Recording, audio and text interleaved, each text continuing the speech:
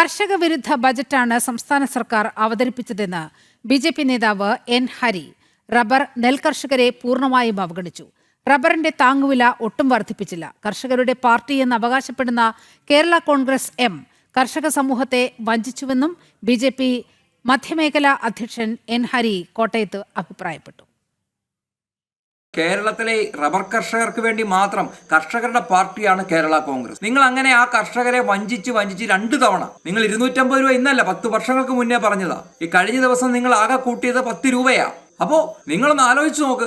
ഒരു തരത്തിലും ഈ കേരളത്തിലെ ജനങ്ങളെ ജീവിക്കാൻ അനുവദിക്കാത്ത സാഹചര്യം കർഷകരുടെ എല്ലാ കർഷകരുടെയും കേന്ദ്ര സർക്കാർ നെൽകർഷകർക്ക് പണം കൂട്ടിക്കൊടുക്കുന്ന സമയത്ത് നിങ്ങളത് ആ തരത്തിൽ അപ്പം നിങ്ങളിവിടെ കുറയ്ക്കുക. ഇത്തരത്തിലുള്ളൊരു സമീപനമാണ് നിങ്ങൾ എടുത്തിരിക്കുന്നത്.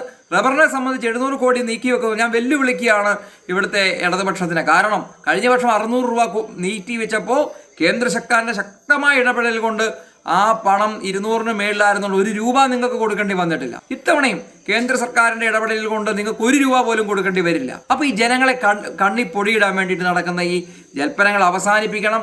ഈ കേരളത്തിലെ കർഷകരോട് ജോസ് കെ മാണി ക്ഷമാപണം നടത്തണമെന്നാണ് എനിക്ക് പറയാനുള്ളത്.